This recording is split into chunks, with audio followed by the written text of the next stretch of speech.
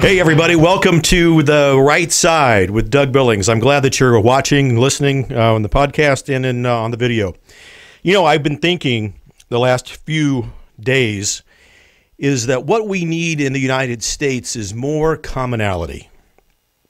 We have to be able to find more commonality. And I think we begin by admitting that the United States is not going to be destroyed from within. Although it may look like it right now from what you see on the news, because the mainstream media is selective in the material that they choose to show us each evening and day on the news.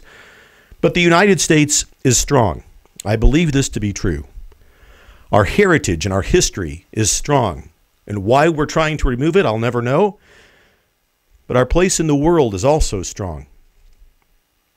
For all the chaos and all of the rioting you've been seeing in the streets, the looting, the arson, and the anarchy, less than 1% of our people really believe in that kind of stuff. Less than 1% of our country believes that we're evil or bad, and the United States is just a bad idea. So make no mistake about it. Be hopeful. The United States, although no nation is perfect, the United States is the most moral country on earth. The United States is the most compassionate country on earth. The United States is by far the most powerful country on earth, and with that comes great responsibility, no doubt. All of these things are true because our people are the most moral people on the planet. Our people are the most compassionate people on the planet. Our people are the strongest people on the planet. So our country is the strongest. We have the best people. The American dream is the best dream to have ever been dreamt. We have to find that commonality. The hope that the United States offers is second only to the hope that God Himself offers. The hope that's promised to us by God is made true, and it comes to life in the American dream. Despite the events that you're seeing that have been carried out on the streets across cities in America, there is no one in this country who, if they apply themselves, can't find and discover and realize their own American dream. It's a miracle. It's all a miracle. And I think that we see the miracle of dreams coming true so often in this country that we've become perhaps desensitized to it. But it's a real miracle, and it happens all of the time. Divine providence sparked the idea of the American experiment within our founding fathers, and God is still with us to this day, and we need to find that commonality. But we need more commonality. Despite the differences between the New Democratic Socialist Party and the Republicans, there is hope. We've got to find our way back to negotiations. We've got to find our way back to conversations. We've got to find our way back to maybe even compromise when it comes to certain things.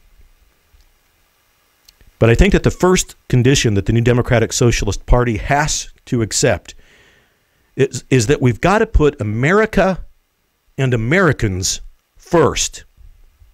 This means that we have to adhere to the laws of the land that keep us safe. We can't let mob rule become an acceptable template of public discourse just because a group of people didn't get their way. We have to keep the generation of everybody gets a trophy in check, because they're a generation that can't solve anything, but they complain about everything. And the unlawful occupation of cities, the destruction of property, of innocent businesses, statues, or just destruction in general can't be tolerated. That's a deal breaker. You simply can't riot and loot, kill, rape, burn, and create anarchy and be expected to be invited to be a part of any intellectually mature conversation about the United States and commonality.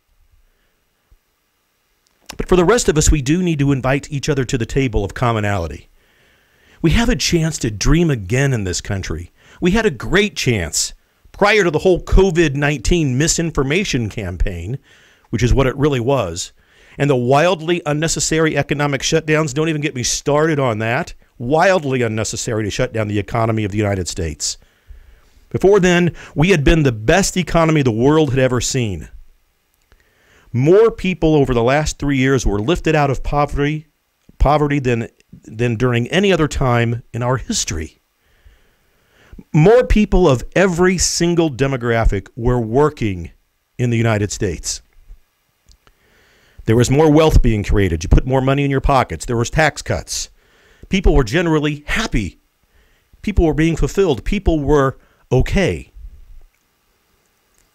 Then we were hit by this virus that captivated the imaginations and the fears of scientists. Scientists who never gave us accurate numbers about projections of infection or death. But we never, and we have to admit this, ladies and gentlemen, we never reached pandemic levels with COVID-19 in the United States. It affected a few parts of the country, but it clearly didn't affect everybody. Even today, we're not even close to seeing 1% of our entire population affected by this thing. But on the other side of that coin, far many more people, upwards of 40 million or more, have been destroyed financially and otherwise because of the economic shutdown. More people have been destroyed and hurt that way than the virus will ever touch. And that mantra, stay home, it saves lives, don't you believe it. That was never true, because that insinuates that the destruction of our economy saves lives. That's BS. If we're forced to stay home and the economy closes, people will die. It does not save lives. And in far greater numbers than the virus will ever touch, people will be ruined in wrecked and shut down economies. You see, in a wrecked economy, we can't provide adequate health care to anybody. In a wrecked economy, goods and services are not readily available. And there are shortages of even the most basic products. Does the term, hey, I'm sorry, we're out of toilet paper, ring a bell? Just look at any wrecked economy in any third world nation on earth. Take a look at them. People die there just as a matter of course because their economies are wrecked. We have to absolutely refuse the idea that this is a template, economic shutdowns, in any future crisis that we face. That's the commonality that we need to find among these others that I'm mentioning.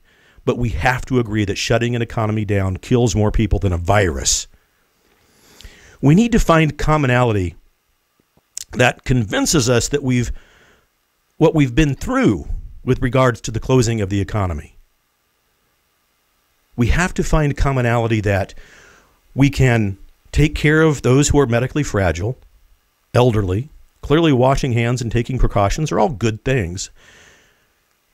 But we don't rob somebody else's liberty and freedom because we're worried about any demographic. We clearly can't quarantine the healthy anymore in this country. And we can't let prisoners out of jail because we're worried about a virus.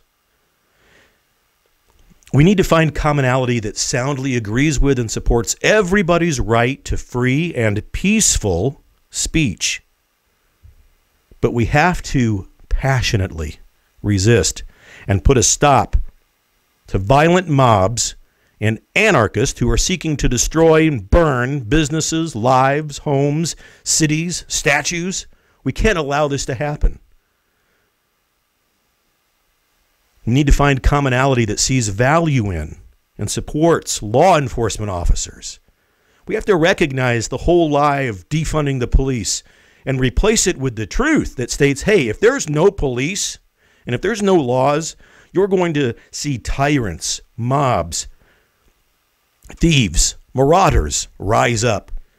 If you think that any society can manage itself by the rule of the people, wrong. There will always be some evil that creeps up and takes over control of everything.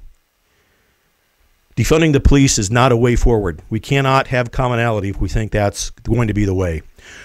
We need to find commonality of the pursuit of God and holiness within ourselves so that we can project and offer holiness to others. We have to be able to portray holiness in our neighborhoods. Neighborhoods need to be reborn where our neighbor takes care of neighbor. It just can't be the government's job to take care of us. It was never meant to be that way. The founders never intended the government to take care of us. They intended neighbor to take care of neighbor, and local communities to take care of one another. We need to find commonality in human dignity, ladies and gentlemen. We need to realize that dignity is not provided through entitlement programs or free stuff. Dignity comes only through the gifts of the Holy Spirit and the honest work that you and I pursue and complete. Dignity means that we're self-sufficient, not dependent upon the government to take care of us. There's no dignity in that. So can't we please, ladies and gentlemen, find this commonality today? I believe that we can. I think we can, but we have to confront the evil that's occurring in the streets. We have to confront the evil that's occurring now in many of the streets in the United States. And I know that there's many people out there who don't like the idea of confrontation. I get it. But that's the problem that led to places like Chaz in Seattle. And I got news for you. There's a lot of people, good, hardworking, moral people, who are sleepless in Seattle these days because they're fearful for their lives. They're fearful for their neighbors' lives. They're fearful for their businesses. They're fearful in general because of the chaos and anarchy that the governor and the mayor are letting happen. It is no summer of love in Seattle, ladies and gentlemen. It's a summer of rape and crime. But we need to find the commonality that the truth is that the founders recognized that divine providence from Creator God Himself was the spark that inspired the American dream. That's the commonality. That's the linchpin to all of this. We need to believe in that, what the founders created and saw because of the inspiration of God Himself. So please, for the sake of all that's good, let's believe in these commonalities, that the United States is the best country, it's the best dream, it's the best reality, it's the best moral compass in the history of our planet. And let's believe in America again. Clearly, one of the most unreported stories in today's age is the passion and love of America that Donald Trump has for this country. Now, let's find some commonality, and not, for those of you that don't like the president, let's not shut off the idea that, in fact, he is patriotic and he loves the country. Let's find commonality. Find commonality in that, because the American dream is the real dream, inspired by God Himself. And if we can help others find that, we have a pack of blessings on our back. Each of us does. But we've become so, I think, familiarized with the miracles that are out there. They happen every day. We're surrounded by them, that we don't recognize them for what they are. They're the very hand of God Himself coming down and saying, come on, work together, neighbor and neighbor, community and community. Find dignity in good, honest work and fulfillment of jobs that you do. Take care of each other. And the meaning of life, ladies and gentlemen, is this. And poets, priests, scribes, and prophets have tried to describe this. But at the end of the day, we have to find this commonality, that the meaning of life is defined as this: that we enter into the lives of others to make differences for the better. That we enter into the lives of others to make differences for the better. That's the meaning of life. And that's the commonality that we need to find today, right now, in this country, because she is the greatest of all time. I believe it. God bless you, and God bless the United States of America. Good night.